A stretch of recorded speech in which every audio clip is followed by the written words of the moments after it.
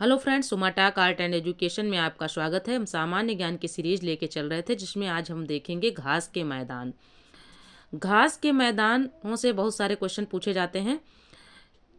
घास के मैदान भूमध्य रेखीय क्षेत्र से लेकर ध्रुवीय क्षेत्र तक पाए जाते हैं। घास की प्रकृति के आधार पर घास के मैदान को दो श्रेणियों में विभाजित किया जाता है।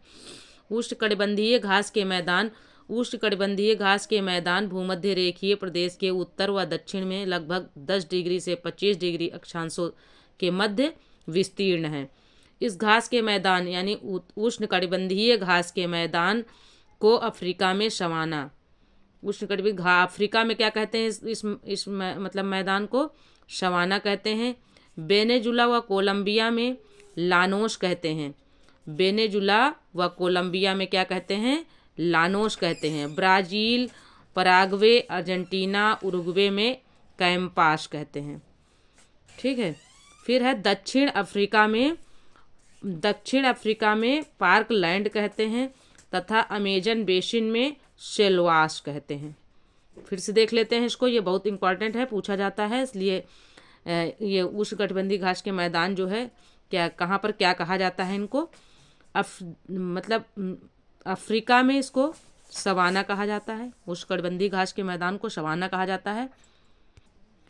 वेनेजुएला व कोलंबिया में इसको क्या कहते हैं, लानोस कहते हैं। ब्राज़ील, पराग्वे, अर्जेंटीना, उरुग्वे, इन चारों में इसको क्या कहते हैं, कैम्पास कहते हैं।